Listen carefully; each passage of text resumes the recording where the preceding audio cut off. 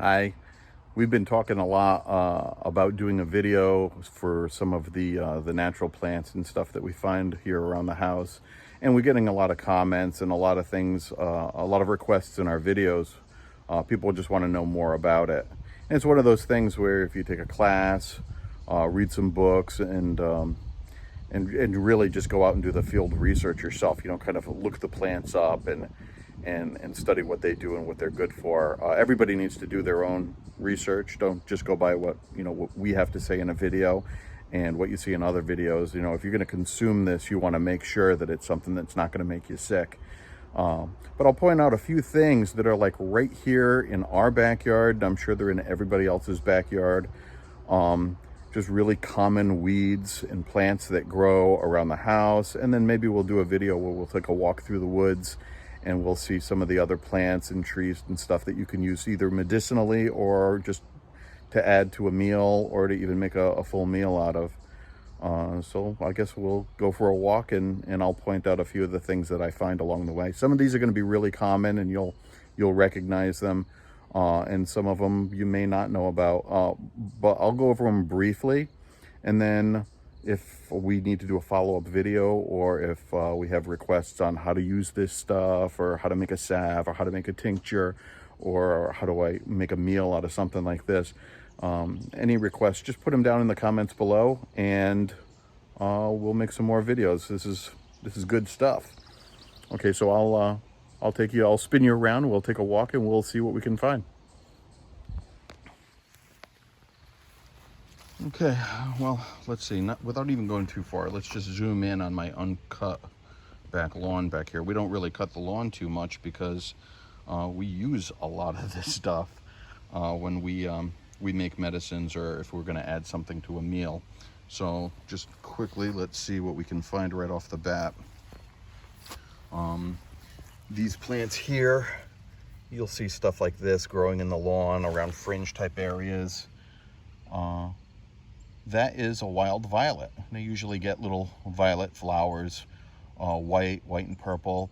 Wild violet is edible as a wild green. You can add it to a salad or just have it as a trail munch, a nibble. It doesn't have a lot of medicinal type values to it, and it doesn't have a lot of calories, so you're not going to feed yourself with it, but it's just something to know about. It is edible. The flower is also edible. Let's see what else we have over here. Okay, right here, this is a wild carrot. It's called Queen's Anne lace, or that's what we call it. This is just one variant of that. But later in the year, if you were to pull this up, it has a white root, and that's what the domesticated carrots originated from. It tastes like a carrot. There are some similar looking plants, especially when it doesn't have its flower head on it. It's very difficult to tell what this is. So you don't want to just pull these things up and eat the root and think that you're getting a carrot. If it tastes like a carrot, it's a carrot. But you don't want to bite into it, find out that it's not a carrot, and have it be something else. So it's something that you do want to research yourself. But that's a wild carrot. Right next to it, we have, this is a broadleaf plantain. And again, this one here doesn't have its seed head, but usually they grow along the stem with a little seed head on the top, and you can eat the seeds. The seeds can be ground down into a flour. The leaves have a lot of medicinal value. You can either mix them in with like a salad or a soup or something, but you can chew it up and make a poultice, put it on a bug bite or a sliver. It draws infection, it draws slivers, it draws poisons from bug bites. It adds a little bit of relief to it. We'll get into more of that later if that's something you're interested in, but this is called a broadleaf plantain. There's also a narrow leaf. Maybe we'll find one of those as well.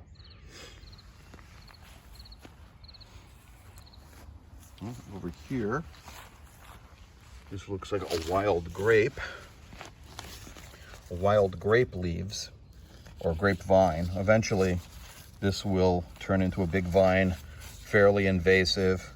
They may or may not produce grapes, the wild ones. They can, but the leaves are edible. As a matter of fact, if anyone's ever had stuffed grape leaves, there it is right there. A larger plant is going to give you larger leaves. The smaller ones are more tender and have a better flavor, in my opinion. But that's a wild grape. Again, right here in the backyard, you don't always notice this stuff.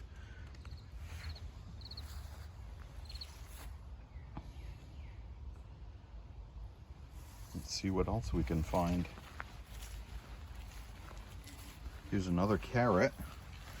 This is another carrot. This is also a Queen's Anne lace. But again, this one is a slightly different variant. And again, I wouldn't recommend picking these carrots and eating the root unless you can really identify what it is. Later in the year, you're not going to pick it in the spring or in the early summer anyway. You're going to wait until the end of the year in the fall, and that's when the root is going to be large enough to actually be worth your while. But by then it'll have a tall flower with a bundle of white flowers with a little purple dot in the middle. That is a way you can kind of identify what it is, because there are poisonous plants that look very similar. But that's why you need to educate yourself on what you're finding. Don't just assume everything that I'm pointing out is what you have in your backyard and is edible. Here's another wild carrot, but right in the middle of it is the other kind of plantain that I had mentioned. You'll probably recognize these too. They have very long stems with a seed head on the top. And if you look at the leaves, it's much more narrow. Oh, as a matter of fact, here, this is the broadleaf plantain. And this is the narrow leaf plantain. I'll try to get the two leaves together so you can kind of see the similarities and the differences.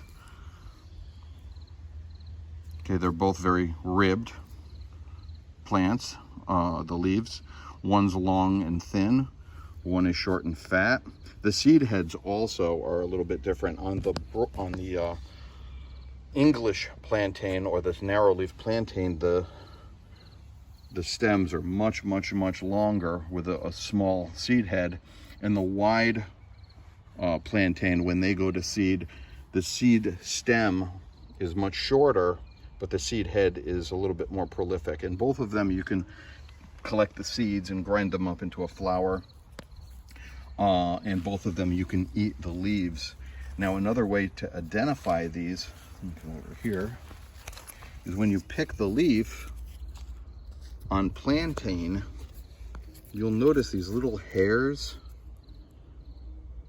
at the base. When I broke it off, it has these little hairs, almost like veins. When you pull the leaf off the plant, it leaves these strings. If there's two strings, that's a good identifier. If it's got these very strong ribs on the bottom of the leaf, another good identifier. But both are plantain. They both have very good medicinal value, and they're both fully edible. Okay, let's see what else we can find. These are goldenrod. Again, it's kind of early in the year, so there's no flower head on these. But goldenrod, you can see the leaves alternate up the stem. It's got a fairly straight, fuzzy stem, and normally they'll have like golden or yellow flowers at the top, and that's the easiest way to identify these. But goldenrod is one of the ingredients that we use in our cold and flu tea. A lot of people think they're allergic to goldenrod, but that's actually not true. There aren't allergies, well, that I know of, to goldenrod. People just think that they have an allergy to goldenrod, and it's usually caused by other pollens that are in the air around the same time goldenrod is actually very good for your respiratory system. So that's kind of ironic that it got labeled that way. But anyway, we'll probably make a video where we show how we make our cold and flu tea. Goldenrod is one of the ingredients, and we either will harvest these or forage for these this time of the year, or we'll wait until the flower head is out, because you can also use the flower as well as the leaves in that recipe. Let's see what else we have over here while I'm on the ground. This is sassafras. A lot of people avoid sassafras. There are some studies that show that it can be a carcinogen. But sassafras is what they used to make sassafras the drink with. And it's from the root. What you would do is, on a larger plant than this, dig down, collect the roots, and they'd use the roots to make sassafras tea as a flavoring. But you know, we don't really do that here. It's an option, but it's just one of those plants that you may recognize the leaf. They're pretty recognizable, and it'll grow. Here's a larger one. It'll grow into a larger tree. And they're like a weed. You can't get rid of these things. Speaking of weeds, here's another one growing up my dog kennel. This is a vine.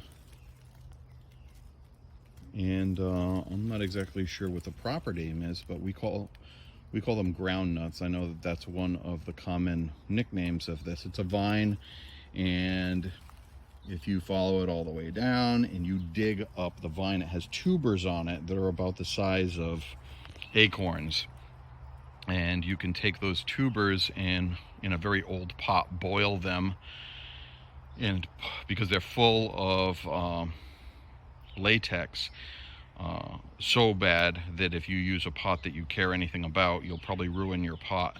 But you boil the latex out of those, and they taste exactly like potatoes.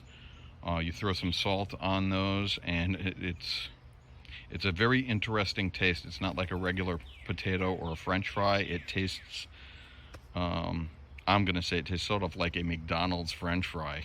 It just has that flavor to it. They're not very big.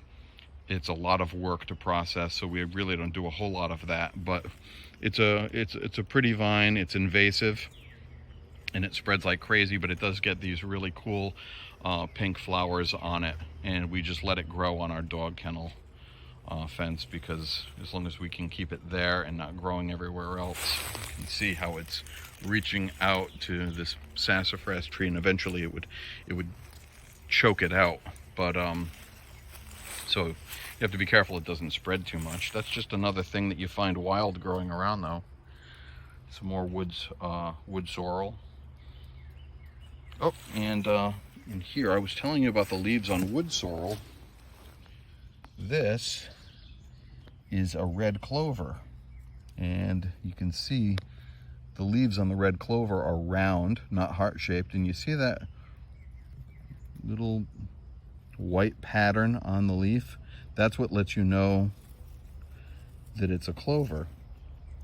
Clovers are edible also, and there's some really interesting medicinal value to both the leaves and the flowers. These are red clovers. The flowers aren't out right now. I think I may have missed those a little early in the year. They may flower again later.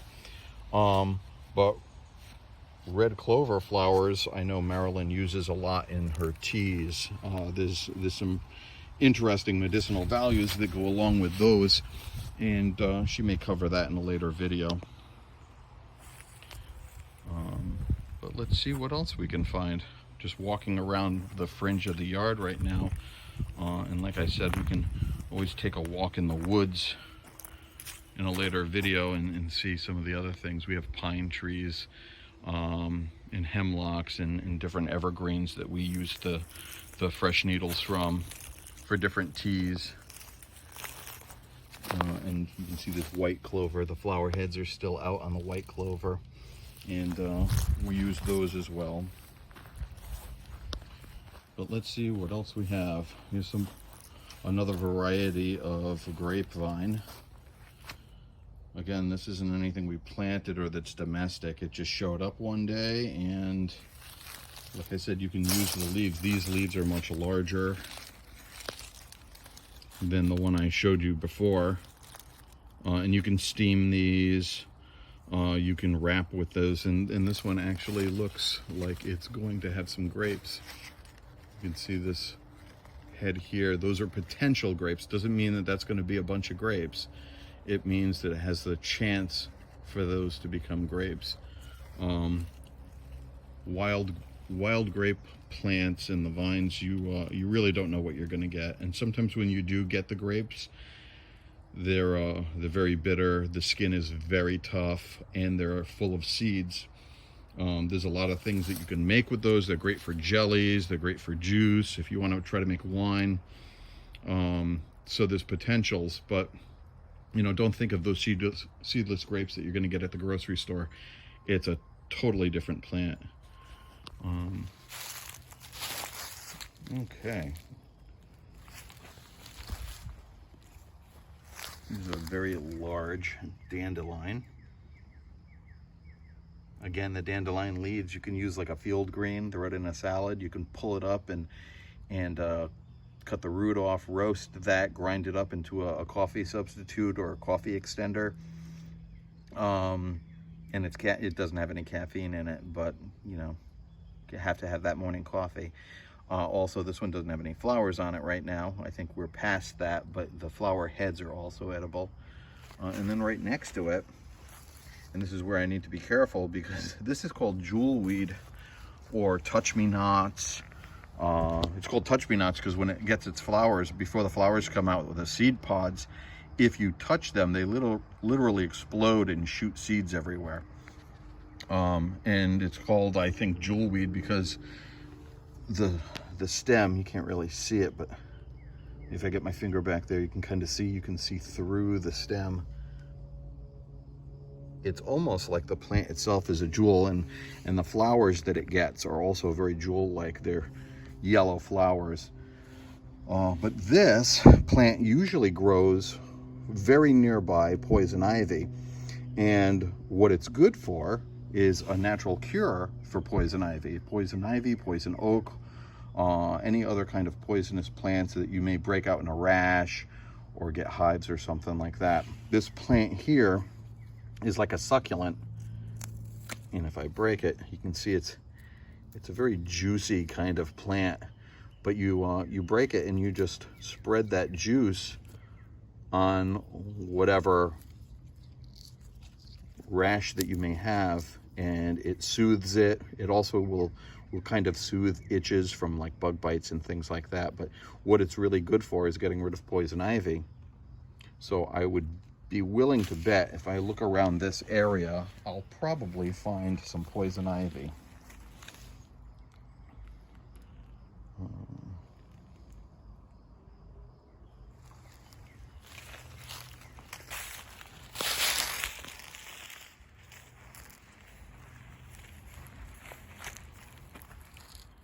And here we go. Here's some poison ivy right down here. Leaves of 3. You know how the expression goes. It's not always true. Sometimes leaves of 3 aren't a bad thing, but in this case, if you're allergic to poison ivy, I'm one of the lucky ones that aren't. I can handle it without getting a rash, but most people, this can be some bad news for somebody. We'll get a nasty rash from this. So yeah, poison ivy. Don't make a meal out of that. But yeah, you can find, if you know, here's the other thing too. If you find poison ivy, look around, and there's a good chance that you'll find jewelweed. Nature is kind of funny like that, where sometimes where there's something poisonous, the antidote is usually not that far off. And something good to know. Let's see what else we have. I see a type of fern here. It's pretty, but that's about it. There are other ferns that we have that grow around the property. They're early in the spring when they're first coming up. You can cut the fresh sprouts when it's first emerging, fiddleheads. And some people say that you can do that throughout the year. If you get to new growth, the new tips, if you can bend them. Here's one. Break the tip off and it's still good, and I don't know if I buy that. Everybody has their own opinion. If you don't collect it in the early spring when these are first starting to emerge and they're curled up and it looks like the head of a fiddle, basically if you can bend those and they just pop, they just snap without being bendy and flexible, that's when you want to collect your fiddleheads. But early in the spring when they're first coming out of the ground, you can fry those up with butter and those are good. I know a lot of restaurants that sell those put a premium price on them just because of that short window, that small time frame that you have to collect those. I believe you can freeze them, they just don't taste the same. And there's Marilyn. Hi, Marilyn. Hi. So Steve turned things over to me, and I'm going to go over a few of the things that Steve may not have touched on. So the reason that we're going through this today is we're getting ready to mow the lawn. We're going to harvest what we can and get that all straightened out and taken care of. And then we've got the yard to clean. We've got some deliveries coming, and we've got to get some work done in the garden as well. So I'm going to start with kind of picking up where one of my other videos talked about. We do a pine needle tea.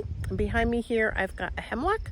And as I had mentioned in that video, which I will link to this as well, you can use the tips off of the hemlocks as well as pine. We prefer using the pine because I like the flavor a lot better, but it's still good for vitamin C and things like that. So hold on and I'll get you a close-up on the end of the hemlock tree. So here's the tip on the hemlock. And as you can see, it's still got that bright green. These have kind of opened up. I normally get them before they open up, but you can still use this, and you can use it fresh for a tea. As I said, we prefer the pine because I like the flavor better, but a hemlock tree works just as well.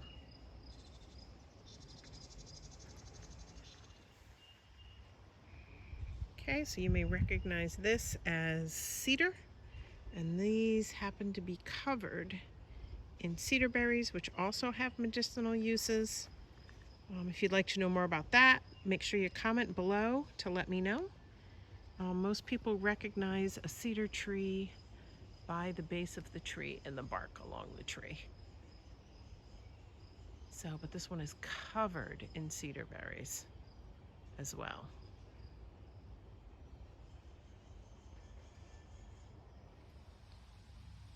So here we have some Greenbriar, which I'm going to grab very delicately, because as the name says, if you look up close, it's got these nice little thorns on it that are very picky. Anybody who has walked through the woods has probably stumbled across Greenbriar. It's very distinctive, very easy to recognize. It's got a long shoot with all your thorns. Now, Greenbriar is edible. You can use the leaves like a salad, or they often say it's as good as asparagus. But you can also take the roots and boil those up to make a drink. So Greenbriar, another commonly overlooked plant. And here we have some dock. People call it curly dock. You also have broadleaf dock. These are little ones right here. They do grow a lot bigger, as you can see by the ones here. And the leaves get quite big on them. And the leaves on the dock are edible. Best eaten when they're young. They have kind of a lemony flavor, high in vitamin C. And the dock roots also have different medicinal properties. And right next to some of our dock are evening primrose. And evening primrose are also considered kind of a weed by most people, but they also are a very strong natural astringent. And we've got quite a few of those growing here. And the ones you see here are currently about 3 feet tall, and they haven't blossomed yet, so we're going to see how big they get.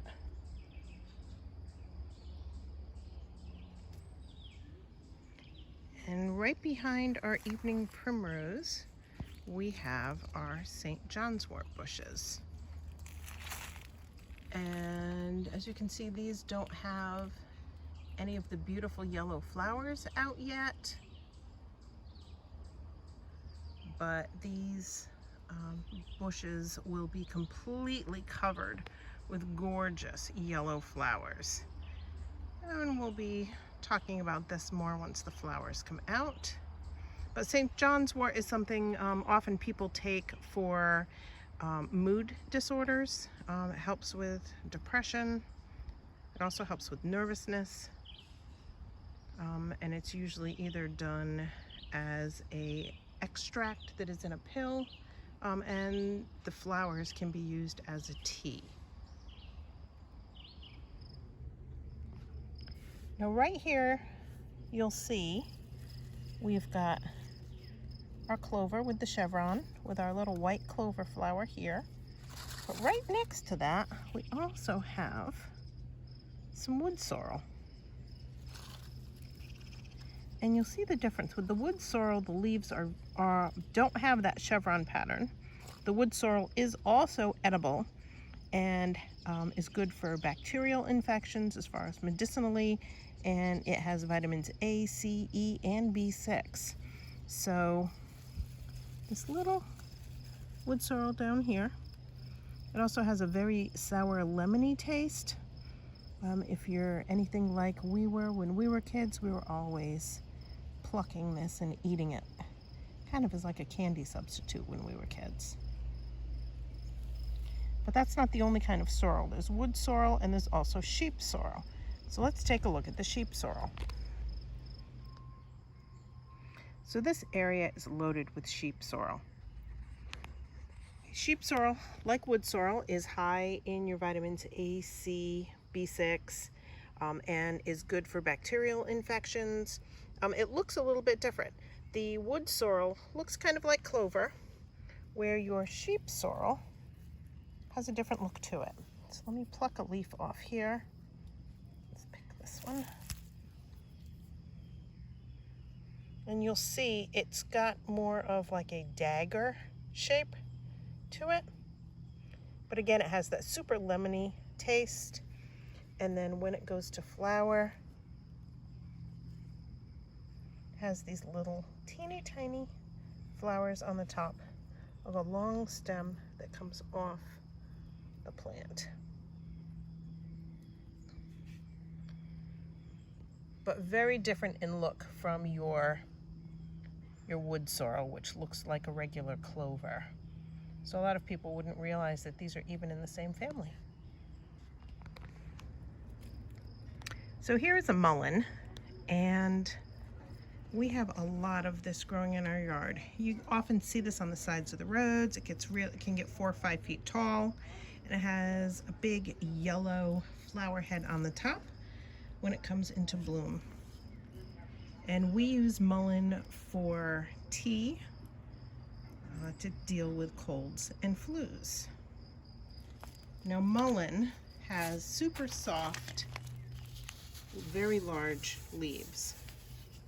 And you can see the veining on the back of the leaves. And then this one is gonna have a flower. So we know that this is at least a year 2 plant. So let me see if I can find one that's a year 1 plant so you can see the difference. Okay, so here are some year 1 plants here, and I apologize that the sun is super bright, but they're teeny, much smaller than the other plants. These will grow leaves this year, but they won't have a flower stem. Now these are just growing between the edge of my driveway and a wall that leads up into my kitchen garden right next to some wood sorrel. And you can see the pretty little yellow flower. And you can see the difference. The wood sorrel flower is just the flat yellow as opposed to the clover flower, even though the head of the wood sorrel looks similar. And here's more of the mullein growing right along this wall. And this is all year one, all the way down. So I've got to pull all these out and I'll harvest the leaves so they won't go to waste. But we often find them in areas that we don't want them to continue to grow. So like right down here are teeny baby ones coming in. And there's another one.